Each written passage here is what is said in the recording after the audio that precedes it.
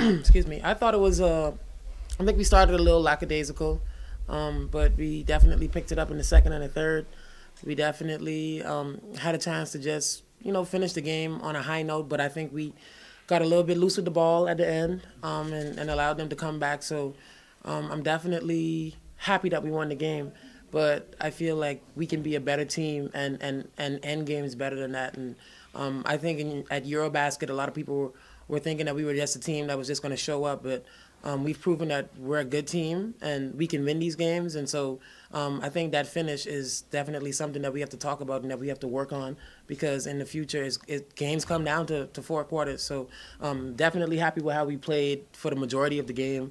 Happy with just our execution for the most part. And I think it's just some small things that we have to clean up, and we'll be good. But definitely happy that we won. What do you think about fans, about The atmosphere was amazing. It was amazing to come out there and see everybody that's supporting us. It's amazing to hear people call your name after the game and just feel the energy every time you score a basket. So I'm so appreciative of everybody that bought a ticket or came tonight, because it means a lot to us. We play hard. You were right yesterday when I asked you are you in great shape? You're in amazing shape. Is this one of the best games you ever played? It felt like it. It felt like it. It was a lot of fun, definitely. Yeah, it was a lot of fun. I felt like for the majority of the game, everything that I was shooting was going in. But it was about the rhythm. I think a lot of players, especially like really good players, will tell you about like times when they feel like they're in the zone.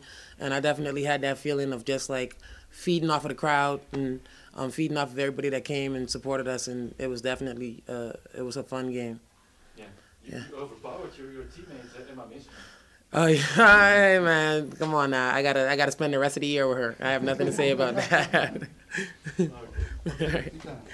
I think Eurobasket, EuroLeague, just overseas in general. I think the crowd and the attendance, the appreciation that they have for women's basketball is definitely second to none. I think it's way better than it is in the WNBA. You may have games in the WNBA where you go from, I don't know, a gym being full, an NBA gym being full, to some games where it's like very few people in the stands. And I think I don't think they fully appreciate women's basketball and the level that it's played at.